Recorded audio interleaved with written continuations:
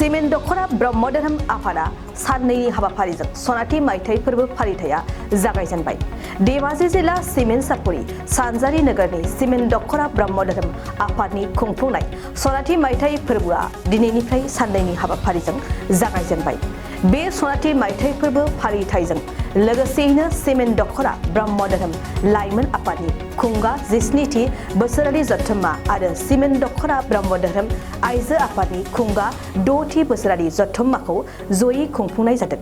बे सनाथि मायथाइ फोरबो फालिथायनि हाबाफारि बायदियै गिबि साननि फुंबिलियाव गोसोखां गाहाय सायनासालि, गोसोखां जामुंसालि, गोसोखां थान्दै बादा, मावसोम हान्जानि बादाफोरखौ फारियै बेखेवनाय जायो।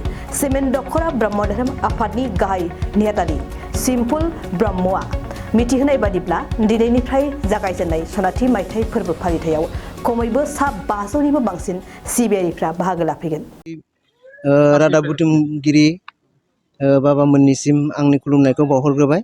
दा जोंहा सनाथि मायथाइ फोरबो फालिथाय सिमेन्ट दख'रा ब्रह्म धोरोम आफाद लोगोसे खुंगा 17थि बोसोरारि जथुम्मा सिमेन्ट दख'रा ब्रह्म लाइमोन आफादजों लोगोसे खुंगा 6थि बोसोरारि जथुम्मा सिमेन्ट दख'रा ब्रह्म धोरोम आइजो आफाद जथायै टाउननि सिमेन्ट दख'रा ब्रह्म धोरोम सेवा आश्रम मन्दिरनि लांगोनायाव जों साननैनि हाबाफारि लानानै खुंनो लादों।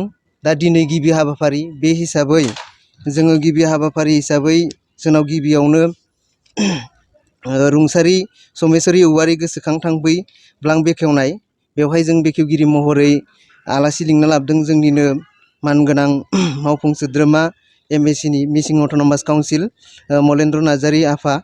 आरो नैथियाव जोङो हाबाफारि लाबावदों रुंसारि शिबचरन नार्जारी गोसोखां सायनासालि बेखेवनाय, बेवहाय जों आलासि महरै लिंनानै लाबोदों जोंनिनो धेमाजि जिल्ला परिषदनि सोद्रोमा मानगोनां मुस्रि सुबारानि बसुमतारी आइ। आरो बेजोंनो लोगोसे आरो जोङो रुंसारि एकेन्द्रनाथ ब्रह्म गोसोखां जामुंसालि बेखेवनाय हाबाफारि लाबावदों, बेवहाय जों बेखेवगिरि महरै लिंनानै लाबोदों जोंनिनो आगुनि मोनसे समनि बारग' नेहाथारि बोखावै लखिमपुर जिल्ला दुलाराय बर' फरायसा आफादनि मानगोनां मुस्रि प्रबिन नार्जारी आफा।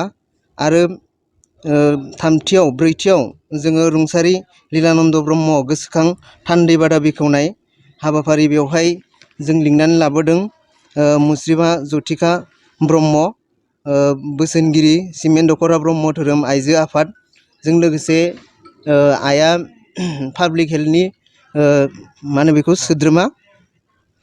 आरो लोगोसे बेजों मोनसे हाबाफारि लाबोदों बेखेवनाय लाबोदों, बे जाहैबाय मावसोम हान्जा बादा बेखेवनाय।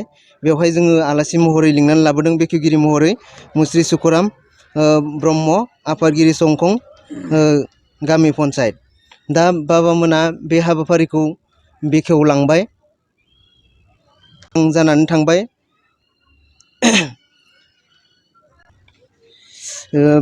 बेफोर हाबाफारिया जानानै थांबाय। आरो लोगोसे उननि हाबाफारियाव जोंहा दंबावो लाइमोनफोरनि सावरायनाय मेल दङ। बिनि उनाव जोङो धोरोम शास्त्र बिसार, जायखौ होनो जोंनि बर'आव सान्थौ बिजिरनाय। दा बैफोर हाबाफारिखौ लानानै दिनैनि सेथि हाबाफारिया जागोन। आरो फैगौ रबिबारखालि 5 थारिखआव जोंहा माखासे हाबाफारिफोर दंबावो। दा बैफोर हाबाफारिखौ लानानै दिनैनि जा हाबाफारिया बे सान्थौ बिजिरनायनि उननिफ्राय जोंहा मोनाबिलिनि 5 रिंगायाव मंगलिक जयग' होनाय हाबाफारि दं। आरो जोबथारनायाव मोनाबिलिनि 6 रिंगायाव गागि आफाद, लाइमोन आफाद, आइजो आफाद जुदा जुदायै जोङो थान्दै मेल दं। बेखिनि हाबाफारियानो दिनैनि हाबाफारि। आरो दा दिनैनि बे जथुम्मायाव जोंनि सिमेन्ट आन्चलिक ब्रह्म धर्म नि हिसाबैब्लाथ' 400-500 बिनि गेजेराव जोंनि भक्त आइ बाबामोना बाहागो लाफैनांगौ। मानोना जों बिथांमोनखौ खावलायखादों आरो बाहागो लाफैगोनखौ आं मिजिंथियो। आरो